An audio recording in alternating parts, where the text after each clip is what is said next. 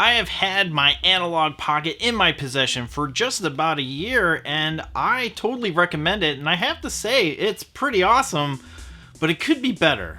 The Analogue Pocket takes FPGA on the go with a Game Boy form factor, with 4 face buttons, start, select, and a D-pad with 2 shoulder buttons on the back. On the bottom of the Pocket is a headphone jack, USB-C port for charging the included battery, and a link port that can link 2 Pockets together, or a Pocket with a Game Boy, Gameboy Color or Advance, and any other accessories that use that link cable.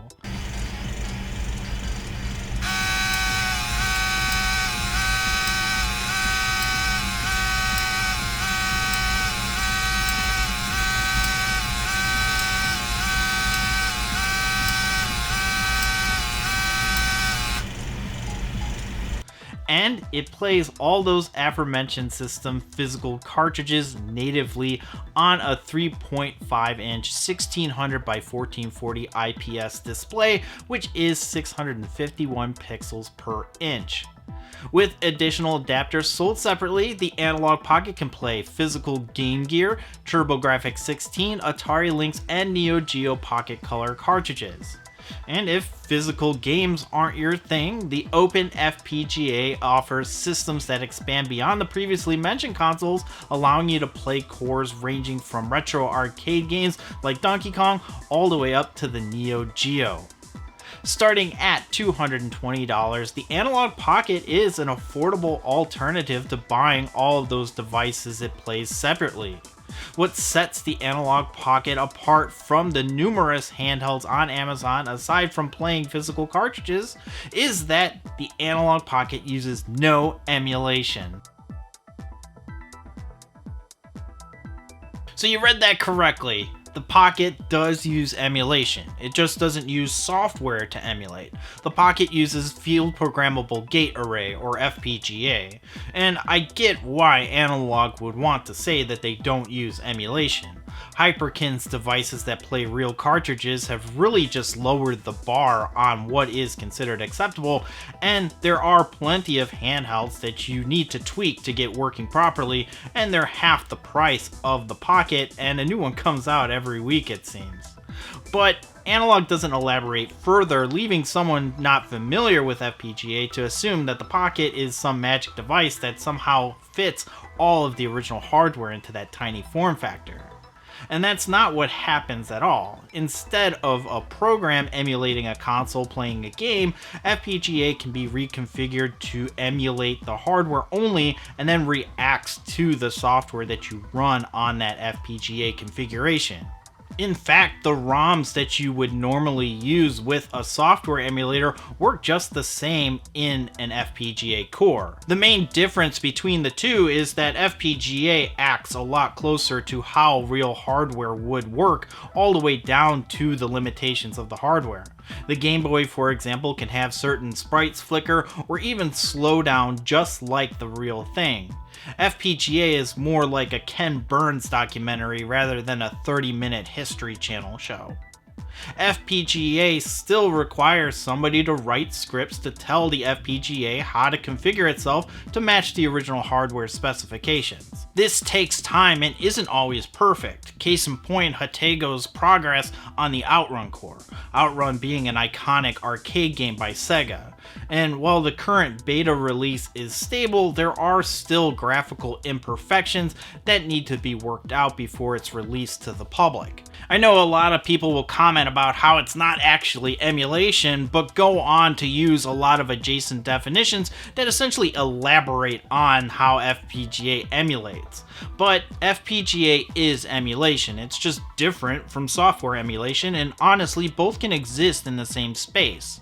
We're a long way away from FPGA overtaking software emulation, especially since the most complex system FPGA can emulate is the Sega Saturn, whereas software can emulate up to the PlayStation 4 for now. As it stands, arguing that FPGA isn't emulation is like saying that the color of my wall back here is gray. It's not gray. It's Eclipse. And yes, that's the actual color of my accent wall here. But you get what I mean, right? We can drill down and expand on the details of what emulation entails, but we should be focusing on explaining why FPGA is a preferable way to play instead of trying to split hairs on the definition of words that really don't mean anything to the casual end user. Gam isn't buying Timmy a $10 handheld from Five Below because she thinks FPGA is the same as software emulation. She's buying it because it's $10 and Timmy does a lot of Fortnite dances, so he must love gaming, right? Now that we got that all out of the way, let's talk about the Pocket's features. The Analogue Pocket's main draw is going to be that screen. This screen is gorgeous and provides honestly the best modern way to play these 30-plus-year-old games. I don't like sharp pixels, and I like that Analogue has added shaders to each of the cores. The DMG has a grid style with the 4 green colors that replicate the dot matrix screen of the original Game Boy. If you want to recreate the other Game Boys like the Pocket or the Japan exclusive Lite, you can do that too. And in addition to those shaders, you can even have sharp pixels. And all of that shading stuff is done by the core level. This isn't an overlay that could impact the performance of the game that you're playing. Gameboy Color does its best to recreate the original screen, but this time it adds a backlight. Car rides will never be the same. You don't have as many options with this one, and also original Game Boy games that took advantage of the Color's new features won't work just yet. Game Boy Advance does something similar. There are filters that come really close to the original hardware, but now you have a couple of black bars on the top and the bottom of the screen because the aspect ratio of the Game Boy Advance is different from that of the Game Boy and Game Boy Color. The Analogue Pocket also plays different classic handhelds from the late 80s and mid 90s. The Game Gear is the only one that I have an adapter for, the rest are on order, and more on that in a bit. And the Game Gear plays just as fantastic. It's great to have a modern screen playing these games rather than that washed out original, but if nostalgia is your thing, you can kind of get close to that. The adapter is a bit clunky, but it looks stylish even if it causes the cart to tower over the rest of the device. There are other systems coming, the Lynx, TurboGrafx 16, and Neo Geo Pocket Color, and those are coming in Q3 of 2023, which is a long time, but at this point, if you're familiar with analog systems, you're used to waiting. There is also a dock available, which you can use to play the Analogue Pocket on a modern television with a USB or wireless controller. The dock also provides power to the Pocket so you can charge it while not in use and while playing. And the dock also comes with the same color palettes that are available in handheld mode, making it so that you don't have to compromise just because you want to play on a bigger screen. Any lag that you experience will be from the monitor, as the Analogue FPGA advantage is that there is no added input latency from the device itself. Even on this portable OLED screen, I don't really notice if there is any lag. There are plans to use the DAC that Analogue sells so that you can use the Pocket on a CRT monitor, but that feature hasn't been released yet. I don't know what the holdup is, but if I had to guess, I would imagine that it has something to do with the native resolutions of these systems.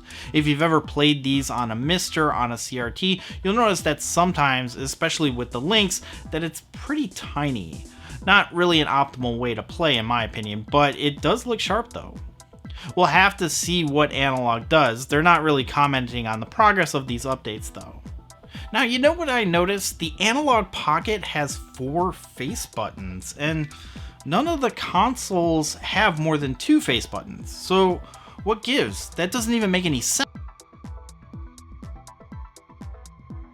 Open FPGA is the reason why 4 buttons exist. From the beginning, Analogue had stated that the Pocket had 2 FPGA chips.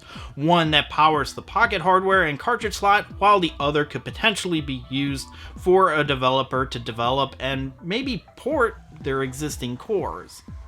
Analogue didn't give details about what that meant, but if you are at least familiar with Analogue's previous 3 projects, you'll know that there's an SD card slot on the side of each system, and that SD card is officially used for firmware updates, but it also can deliver a jailbreak, which would allow the user access to cores, and instead of playing cartridges, you could play the ROMs of your legally procured backups. Usually the jailbreak comes a week after the device gets into people's hands, and this didn't happen with the Pocket, and a lot of people weren't sure if it was ever going to happen at all, and instead of a jailbreak, we'd get cores that were on sale in a marketplace.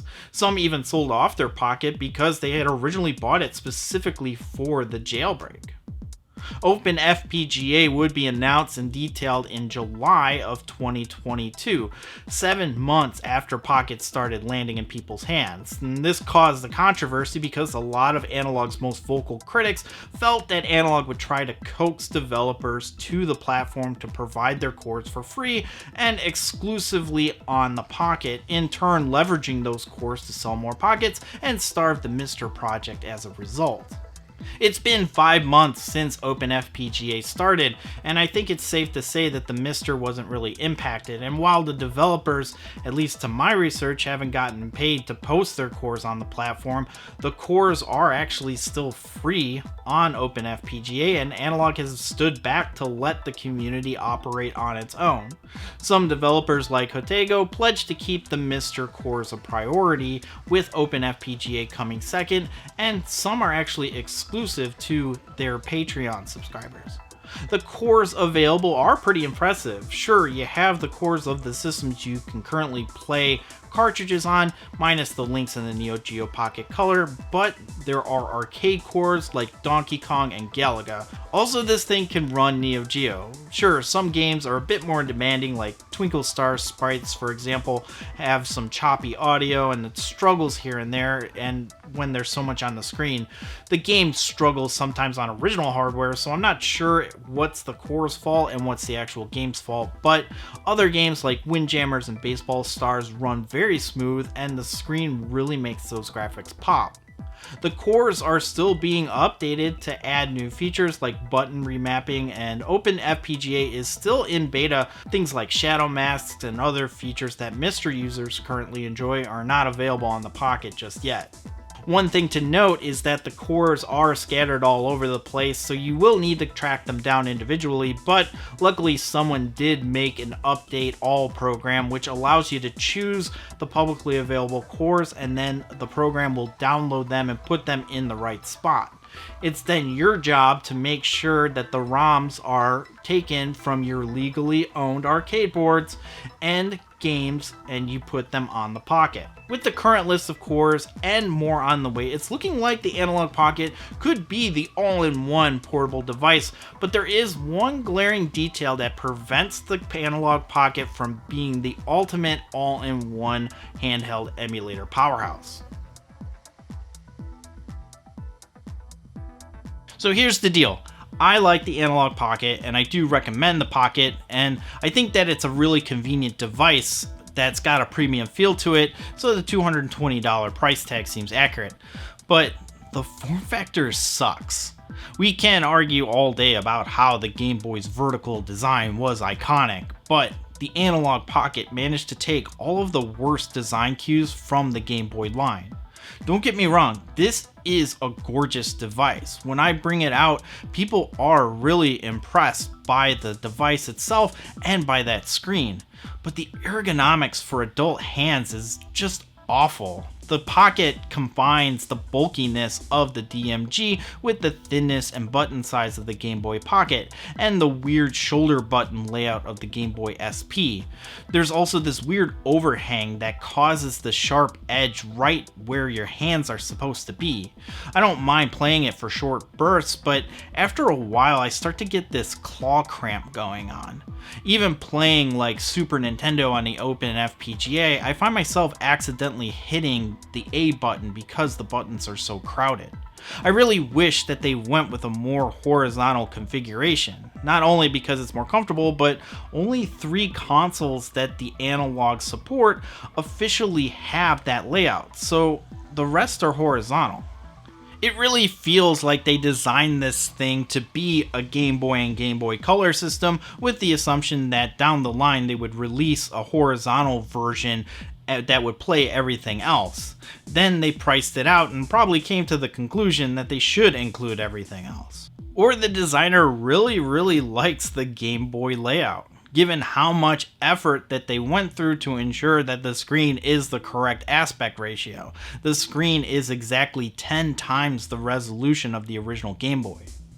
Either way, I wish that this thing had better ergonomics. It really feels like it was designed to be displayed like an Apple product designed by Johnny Ives. And I'm not the only one who thinks this way. There are plenty of 3D printed grips designed to make the device a bit more comfortable. The button layout is bizarre too. The Open FPGA project had to have been considered when designing the Analogue Pocket, so why not make it more like a Sega Nomad with 6 face buttons and 2 shoulder buttons? I mean, you can use an arcade stick in dock mode or a Sega Genesis type controller with 6 buttons, but on the go, right now most cores don't have that issue, but it kind of limits certain ones. The Sega Genesis, for example, has 3 buttons for most of the games, which means that you have 2 at the correct angle with the C button by default on the left face button. You can remap the buttons, but games that require 6 buttons? Well, I guess you could remap the shoulder buttons, but you get my point, right? The form factor really limits the variety of cores that you can use comfortably on the go. The other design flaw has to be with the cartridge slot. While Game Boy, Game Boy Color, and Game Boy Advance carts fit flush with the system, the Game Gear adapter juts out way over the top of the console, which breaks the aesthetic of the Pocket. It also might damage the unit if you were to throw this in a bag as is. The Pocket has a sleep function and it just seems risky to do this on the Game Gear and other consoles that will require an adapter. It would feel more well designed to interchange connectors to the core of the system instead of having the Game Gear and the rest of the adapter sit on top of the Game Boy slot. Moving on to more minor gripes, why doesn't it include a travel pouch? I mean, this thing does not deserve to be thrown in your travel bag, and the official case isn't really meant for travel, it's more of a display piece. I feel it's a pretty small but significant oversight on Analogue's part. I actually took this pouch from my Lite 16 Android camera, and to be fair, this thing cost $2,000 when it was new, so you do expect some sort of luxury with it, but even as an option, I feel that it would be a nice touch. And on the topic of storage, let's talk about the micro SD slot. I feel that Analogue should have included an SD card or at least some onboard storage so that I don't need an SD card to update the firmware. You can't plug this system into the controller, you need an SD card reader as well. And I understand getting one for the Open FPGA, but the micro SD card is a must if you want to take full advantage of the Pocket, like save data and eventual updates that Analogue puts out. Which there are still a lot of features still missing that were promised at the announcement of the Pocket. Memories were added fairly recently, which allow you to make save states and take screenshots of games, but you can't currently put the Pocket into sleep mode in Open FPGA mode or if you have a flash card.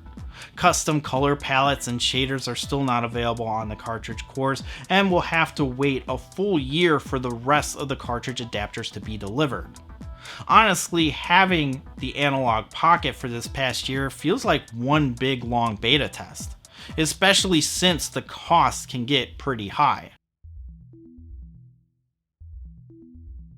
Even with the price increasing from $199 to $220, the Analogue Pocket is a pretty good deal if you have a sizable collection of original Game Boy, Game Boy Color, and Game Boy Advance cartridges lying around, and you don't want to bother modding original hardware.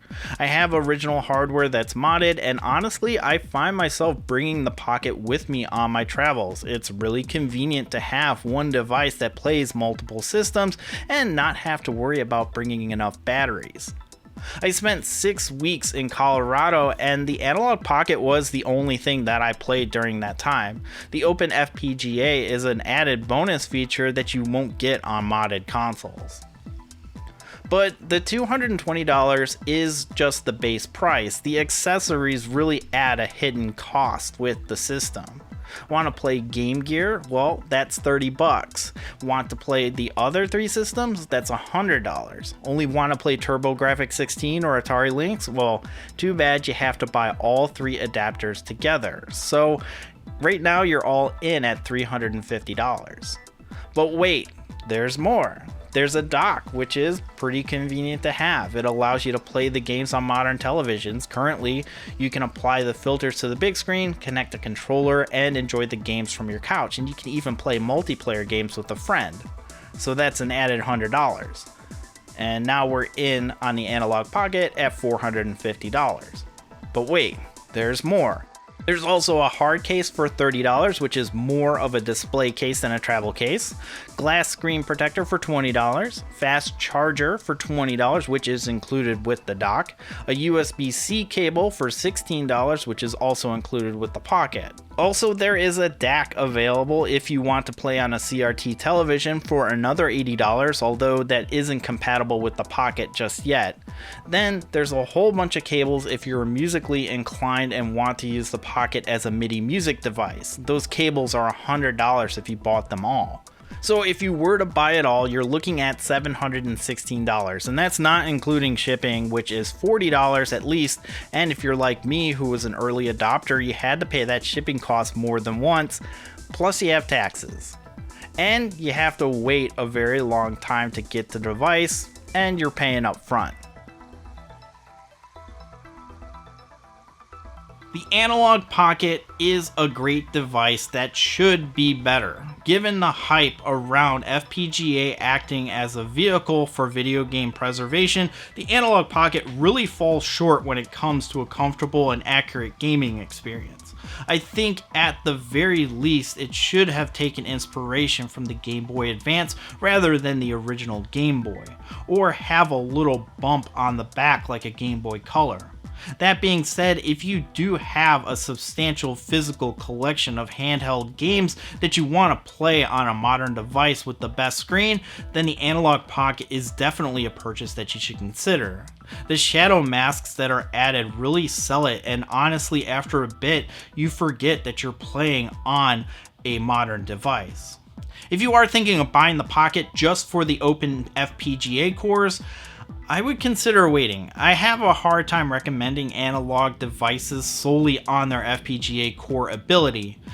The main reason being is that there's already a community over on the MiSTer end, and the DE10 Nano is a bigger chip, so there will be a bigger variety of cores. I feel that if you're going to spend $300 on a Pocket, you might as well attempt to spend a little more and get the MiSTer, especially if you are playing it on your TV. And you can get one now instead of waiting until 2023, but maybe by that time the FPGA chip in the Analogue Pocket will be opened up by Analogue to allow the cores to really catch up to what they are on the MiSTer. I mean, people already are working on snack adapters for the Pocket, so you'll be able to use official controllers. That's going to do it for this video. Let me know what you think down in those comments below. Do you own a Pocket? Do you plan on buying one? If you like this video, give it a like and share it with those who might find it interesting. And if you're new here, in addition to these types of videos, I also talk about video game price trends in a series called Retronomics. So if that's something that you're interested in, consider subscribing for future content. You can follow me on Instagram and Twitter at snicktendo. Thanks so much for watching. I'm Super Nintendo, and I'll see you next time.